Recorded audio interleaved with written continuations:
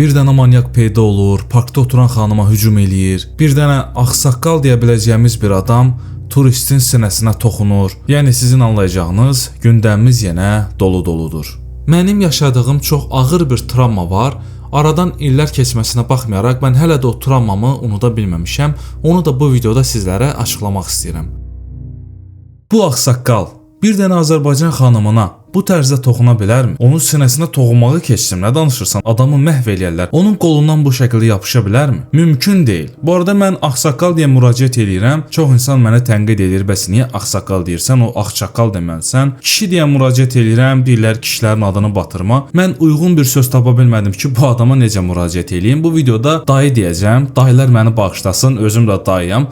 Yəni mənə başqa müraciət forması buraxmırsınız. Deməli 2 dənə turistimiz var. Karl və Liza. Onlar velosiped sürərək səyahət edirlər. Səyahət edərkən də yolları Azərbaycandan keçir. Hacıqabul tərəfdə olarkən də bu dayı onların maşınla qarşısını kəsir və başlayırlar söhbət etməyə. Söhbət edirlər dediyimə baxmayın. Çünki burada kimsə bir-birini başa düşə bilmir. Turistlər bu insandan şəkil çəkdirir. Şəkil çəkəndə hələ birinci bu hissəyə fikir verin. Xanımın qolundan bərk-bərk sıxır və Yapon xanım bundan kifayət qədər narahatlıq hiss edir. Amma yenə də bir şey demir. Axıra yaxında bu dayı tamamilə özünü itirir. Xanımın ilk başda qolundan sıxıb, əlini ataraq sinə nahiyəsinə toxunmağa cürət edir. Burada baxın, bir şey aydın oldu ki, ilk başda sərhəd qoymaq lazımdır. Bir şeydən narahatlıq hiss edirsinizsə, birbaşa bu narahatlığınızı dilə gətirin, yoxsa insanlar bu şəkildə hədlərini aşa bilirlər. Bundan sonra turistin sevgilisi fit çalır, adamı artıq üstünə qışqırır və buradan rədd ol deyir. Hadisədən dərhal sonra da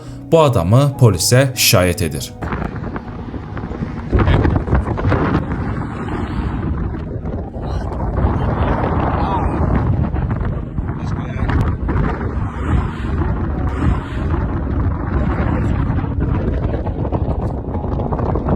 Touching, motherfucker. Okay, go. Fuck off. Go. Go. Motherfucker. Bugün də xəbər yayıldı ki, həmin bu adam saxlanılıb və barəsində cəza tətbiq edilib. Ümid edirəm ki, verilən cəza çox da yüngül olmaz. Yaxşı, samballı bir cəza vermək lazımdır ki, bu dayı bir də belə bir şey etməyə cürət edə bilməsin. Turistlər videonu lentə alıb öz sosial şəbəkə hesablarında paylaşdı. Mənə ilk başda zaten onların paylaşdığı orijinal video çıxdı. Xəbər səhifələrini mən sonradan gördüm. İlk başda video qarşıma çıxanda vallahi nə yalan deyim, dedim ki, bir dayıdır saxlayıb yəqin ki, nə bilim bir meyvə verər, su verər, ya bir hörmət eləyər. Turistlər də bu halı xoş bir hadisə kimi paylaşar. Amma təəssüf ki, gördüm ki, məsələnin mahiyyəti tamamilə fərqliymiş. İndi mənə bir nəfər yazdı ki, bəs bu dayı polisdə deyib ki, mən onu oğlan zənn etmişdim, ona görə o şəkildə hərəkət elədim. Əvvəl onu deyim ki, üzr istəyirəm, kişi ilə qadın sinəsi bir-birinə tamamilə fərqlidir. Bu görüntüyə baxanda da bunu rahat şəkildə görmək olur. Eyni zamanda xanımın üz mimikasına baxanda da onun qadın olduğu rahat şəkildə ortaya çıxır. Yəni nə qədər avam olasan ki, bunu hiss etməyə biləsən. Lap bu məsələni qoyduq bir kənara. O oğlan olsun. Mənə bir nəfər yazmışdı ki, bu bizim adət-ənənəmizdə var, bəs toxunub burada nə var ki falan yazıb. Qardaş, bunu deyən insan yəqin ki, Azərbaycanda yaşamır. Sən getdin yolda, səmimi olmadığın, tanımadığın bir adamın sinəsinə bu şəkildə yapışsan, qolunu bu şəkildə sıxsan, səni eli oradaca məhv edərlər. Bu bizim hansı ənənəmizdə var? Uzaqbaşı sən səmimi olduğun bir insanın çiynindən tutarsan. Bu da başa düşüləndir, səmimi olduğun bir insandır. Çox ayıb bir hərəkətdir, ağsaqqallığa yaraşmır, ayıb olsun. İnsan yaşı artdıqca həqiqətən də onun zehnində müəyyən qədər bir geriləmə olur, hadisələri yaxşı şərh etməyi bacara bilmirlər.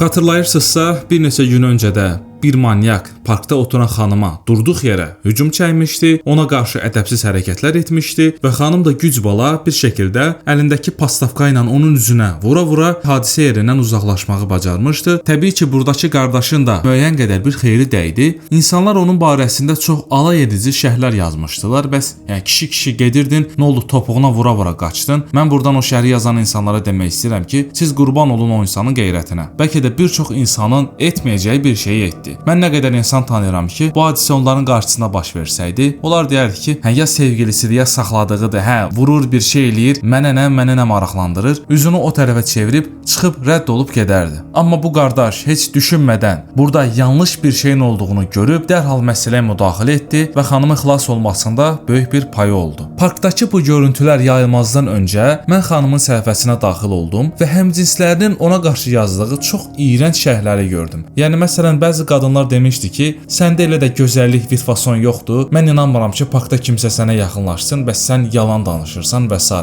Bu tipli onlarla şərh gördüm. Amma bu video yayıldıqdan sonra o deyilən şərböhtanların hamısının yalan olduğu ortaya çıxdı. Xanımın burada heç bir günahı yoxdur. Orada oturub şəkil yaxud video çəkirmiş. Bu adam da durduq yerə heç nəsiz, səbəbsiz bir şəkildə yaxınlaşıb ədəbsiz hərəkətlər etdi. Zaten bu adam da hadisədən bir gün sonra saxlanıldı. Yəqin ki, ona yaxşı bir cəza verəcəklər ki, bu nümunəvi olsun, belə hərəkətlər cəmiyyətdə təkrarlana bilməsin. Mənim yaşadığım çox ağır bir travma var. Aradan illər keçməsinə baxmayaraq mən hələ də o travmamı unuda bilməmişəm. Onu da bu videoda sizlərə açıqlamaq istəyirəm. Deməli mən uşaq idim, idmana gedirdim. Avtobus gözlədiyim əsnada bir taksi şoförü yaxınlaşdı və məni maşına dəvət etdi. Dedi ki, sən hara gedirsən? Dedim, bəs bayıla. Dedi, hə, mənim yolum da oradan keçir. Gəl otur, səni aparım. Mən də ağıllı oturdum. Hələ uşaq idim. Bir müddət keçəndən sonra da həmin o taksi şoförü mənim ayağıma toxunmağa və əl gəzdirməyə başladı. Mən həmin anda şoka düşdüm. Nə edəcəyimi bilmədim və başladım qışqırmağa ki, bəs saxla, mən düşürəm. Bilmədim nə edeyim uşaq canımdan. Hətta onu da fikirləşdim ki, bu adam saxlamasa, rolu bir şəkildə çıxardıb divara yamaşdan vuraram, tez qapını açıb aradan çıxaram. Yəni bunları fikirləşirdim. Nəysə, mənim har-harayımdan sonra bu adam maşını qıraqda saxladı. Mən də düşdüm, həmin hadisə yerindən qaça-qaça uzaqlaşdım və aradan illər keçməsinə baxmayaraq mən bu hadisəni hələ də unuda bilməmişəm. O gündən sonra da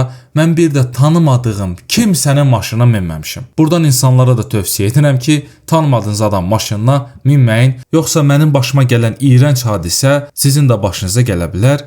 Ehtiyatlı olun, diqqətli olun.